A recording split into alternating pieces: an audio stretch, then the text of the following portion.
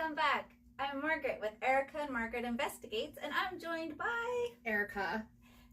Hello and welcome. And today we are going to talk to you about Ridge House, located in Arvada, Colorado. It is no longer there, and Erica and I have talked about the Ridge House, and I have personal memories about the Ridge House. So if you're ready, shall I jump into the history? Let's go. I'm ready to hear it. So I've got it on my phone, and thank you to Travel, Spooks, History, and the Little Weirdness website that really got into the nitty-gritty history, so I appreciate.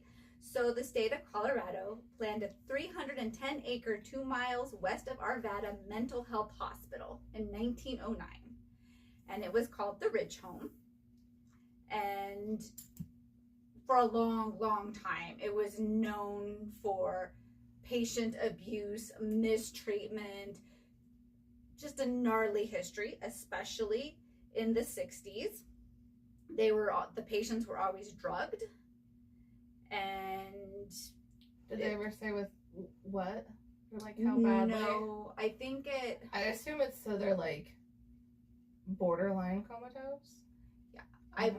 My mind always envisions, have you seen the documentary Cry Little Children about, I think it's about Penhurst? Viewers, if I'm wrong, let me know if you've seen it and we'll look to see what it is. There was this news report that went into one of the psych hospitals back east where it was horrible, and I'm guessing that is the standard of practice.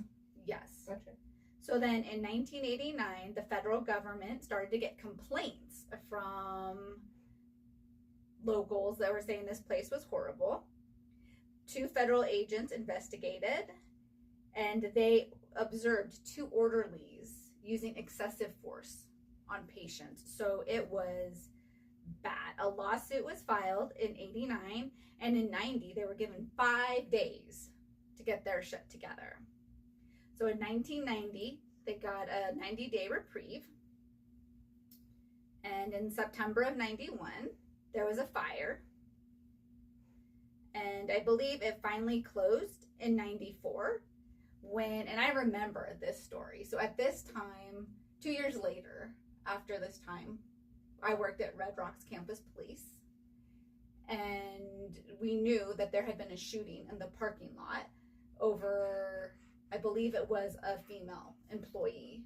2 men got into a fight, and I believe the woman and the man died. This article says one was shot in the face. So, yeah, so that happened. So the main hospital's closed at this point. And so you remember Keith?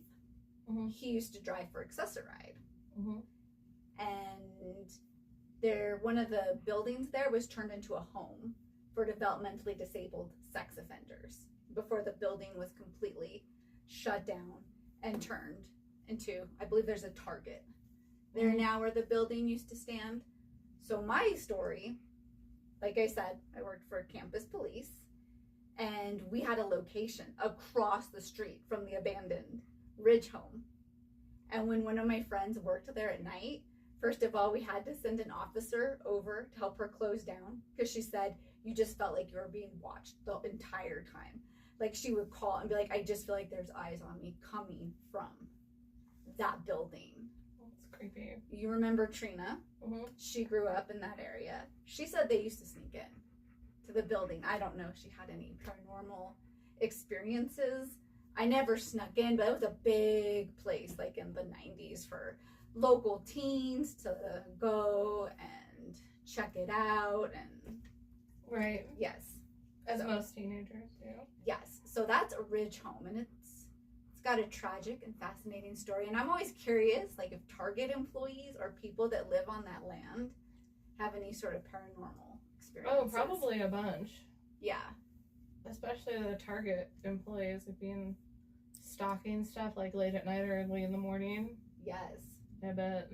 So if you have any stories about Ridge Home, please share. We'd love to hear and do a follow-up sharing your stories and experiences. Yeah, leave your stories in the comments below. Be sure to give this video a like. Thank you so much for joining us, and we'll see you in the next one. Bye! Bye!